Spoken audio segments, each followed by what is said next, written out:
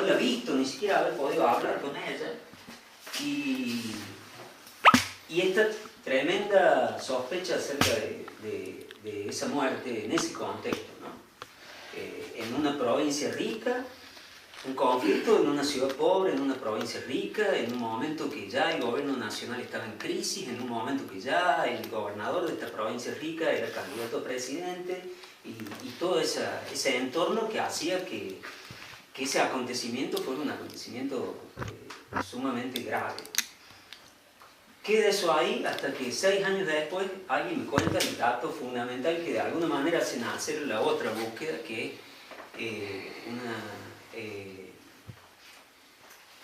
estaba en ese momento una trabajadora social que estaba haciendo un posgrado en sociología y que alguien le mandó, yo estaba en el CISPREN en ese momento, en la Secretaría de Prensa, y alguien le mandó a que yo le podía dar algunos datos sobre el conflicto de Cruz del Eje. Entonces, mientras ella me estaba haciendo la entrevista, le menciono a Viviana Avendaño, y como que con la aparición y la desaparición de Viviana Avendaño hay un antes y un después en la historia del conflicto social en el norte de la provincia, y ella me dice, yo la conocí, y fuimos amigas.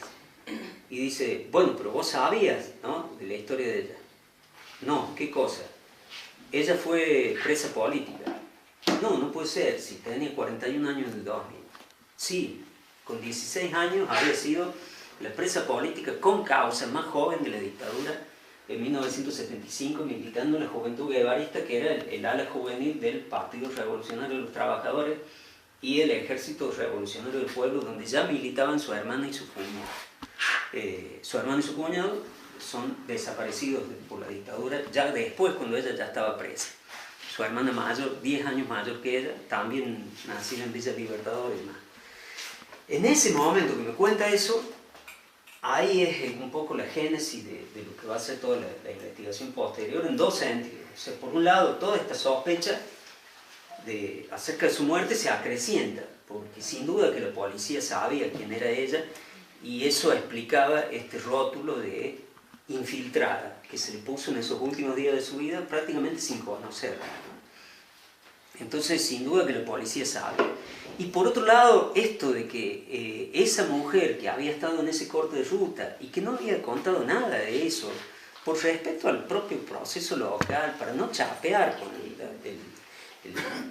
su currículum de expresa política y de militante multimilitante de todas las luchas habidas y por haber que se cruzaron en su vida, había sido la presa política más joven de la dictadura, era hermana de una desaparecida, había vuelto a la militancia y en el Partido Comunista, y siendo todavía joven, en la juventud del Partido Comunista la habían mandado a estudiar a Moscú, a perfeccionarse, y de ahí había vuelto, y después se había asumido como lesbiana, y lo había hecho políticamente como lesbiana militante en el naciente movimiento de lesbianas feministas. Después había sido educadora popular, con quien de alguna manera es la impulsora de la educación popular en los últimos años en la Argentina, que es Claudia Coron, desde la revista América Libre, que era una referencia a nivel continental.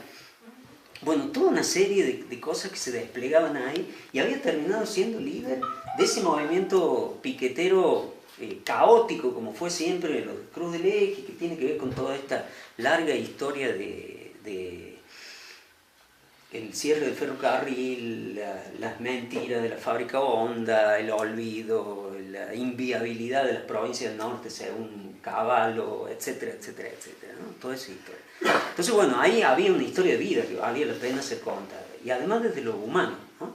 De lo humano, porque ella era hija y nieta de madres solteras que se habían venido de San José de las Salinas, porque se había muerto el abuelo materno, que era el que le daba de comer a la familia siendo obrero de la sal, y en plena cosecha de la sal se cayó muerto de un bordo de sal, y bueno, ahí las hijas se tuvieron que ir a Córdoba a trabajar en casa de familia.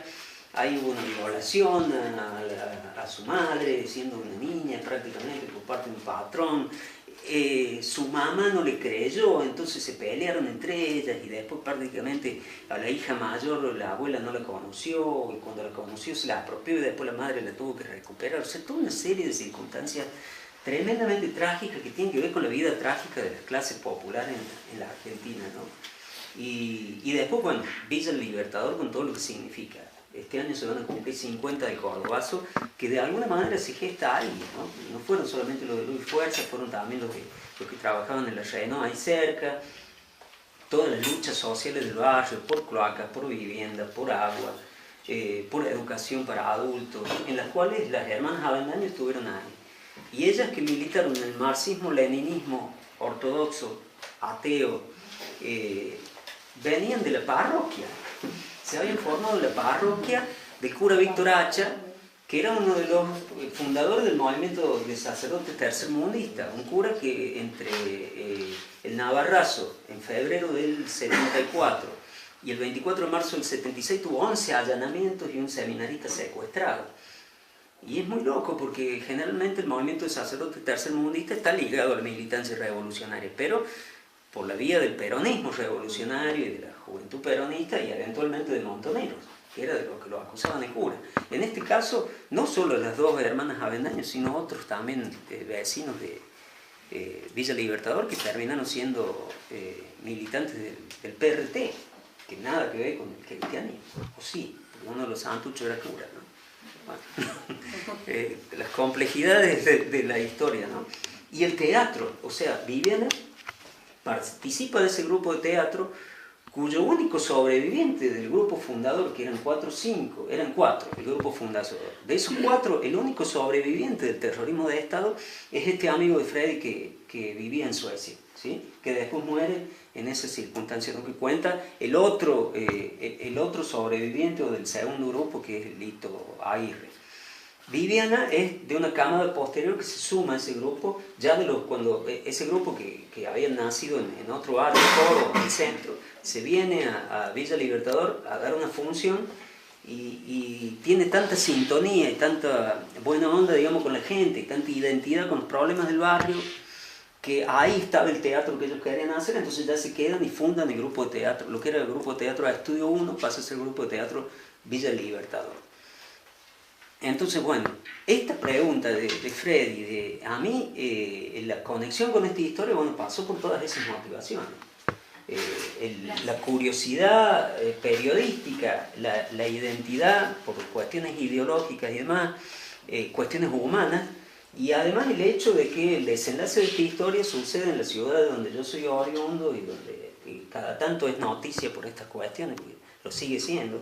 O sea, hoy Cruz del Eje es un polo policíaco carcelario que es el resultado de la respuesta del Estado a aquella conflictividad y no a una necesidad del sistema penal. Digamos, no creo que haya tanto delito en la zona como para necesitar una cárcel parecida a la de Bower. Entonces, sin duda que la cárcel de Cruz del Eje hoy es una respuesta a lo que sucedió en esos días. Esto durante casi 8 años que van desde el momento en que esta persona me cuenta que ese dato de la historia de Viviana, de que había sido presa política, hasta que termina saliendo el libro, fue, bueno, el proceso de búsqueda y en los últimos 2, 3 años ya de escritura y proceso y cruce de fuentes y todo lo demás. Era una historia que yo a veces a alguna gente muy en confianza le contaba. No la contaba porque había fuentes que podían cerrarse, entre ellas tribunales de la provincia, particularmente tribunales de la ciudad de Cruz del Eje, donde ahí estaban los expedientes clave de esta historia, que eran el del choque, en que ella muere, y el del corte de ruta, ¿sí? Que fue una de las razones por las cuales me llevó una demora casi de 1 año conseguir esos expedientes. Ni siquiera el de corte de ruta uno podía acceder invocando la condición de periodista y el interés legítimo como periodista, mucho menos el otro, el del choque. Tuvimos que ir con la madre de Viviana y sus 80 y pico, y un abogado además, que Ramiro Fresneda nos hizo el favor de acompañarnos. Él estaba en ese momento con Cruz del Eje, con el movimiento campesino, y con él fuimos a tribuna. Yo ni aparecí, me quedé, yo sí fui al banco a pagar la tasa, porque había que pagarla, la fotocopia, razones, hoy no sé, pero algo así como 50 pesos la copia, la foja, ¿no? Es una locura. Y el otro lo terminé consiguiendo en Justicia Federal después cuando me enteré por haber encontrado cómo se va cruzando lo testimonial el encuentro y la entrevista con personas, con los documentos, porque gracias a haber encontrado uno de esos pibes que estuvo preso el día de la represión en la ruta en Cruz del Eje, él me dijo que cuando lo sobreseen, no lo citan al tribunal de Cruz del Eje, sino en Córdoba. ¿Por qué en Córdoba, si la causa se inicia acá? Y porque, no, me hicieron ir a Parque Sarmiento, pero eso es justicia federal. Sí hay. Entonces ahí estaba la copia del expediente completo del corte de ruta y ahí era mucho más fácil conseguirla, más accesible conseguirla. No necesitaba ir a ese lugar donde la condición de periodista te jugaba en contra, y más si sos de la ciudad, ¿no? Como era en Cruz del Eje. Durante todo ese tiempo yo a alguna gente le contaba, así como les estoy contando a ustedes ahora, y les quemaba la cabeza, porque eran pocos, eran gente muy de confianza. Entonces, bueno, y cada tanto alguien me decía, tenés que escribir una novela como eso, es apasionante, es para una novela.